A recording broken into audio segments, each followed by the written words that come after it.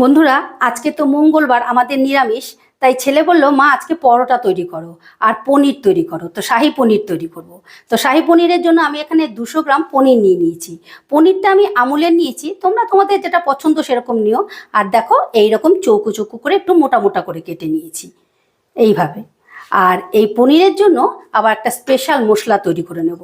তার জন্য দেখো, 5-6টার মতন ছোটো এলাচ নিয়েছি, দারচিনি নিয়েছি, একটা বড় এলাচ নিয়েছি, আর 7-8টার মতো লবঙ্গ, আর 9-10টার মতন গোলমরিচ, আর এখানে জয়িত্রী আর জায়ফল অল্প করে নিয়েছি। এটা শিলনোড়ায় কিন্তু একদম ডাস্ট করে বেটে নিতে হবে। এই দেখো, মশলাগুলোকে আমি একদম মিহি করে ডাস্ট করে নিয়েছি, মানে যতটা সম্ভব ডাস্ট করে নেওয়া যায় আর কি, সেইভাবে ডাস্ট করে নিয়েছি। আচ্ছা, এটাকে ডাস্ট করে রেখে এবারে আমি আরেকটা মশলা তৈরি করে নেব। তার জন্য কী নিয়েছি দেখো, এখানে আমি একটা মাঝারি সাইজের টমেটোকে টুকরো করে নিয়েছি, আর এরকম 7-8টা কাঁচা লঙ্কা, মানে লাল কাঁচা লঙ্কা, আর আড়াই করের মতন আদা নিয়েছি, আর 1 মুঠোর মতো, মানে 9-10টার মতন হবে এখানে কাজু নিয়েছি। তো আমি কাজুটা যেহেতু গোটা কাজু নিয়েছি, সেই জন্য 9-10টার মতো নিয়েছি। আর তোমরা যদি ভাঙা কাজু নাও তাহলে আরেকটু বেশি নেবে। এবারে এটাকে আমি মিক্সিতে ভালো করে পেস্ট করে নেব।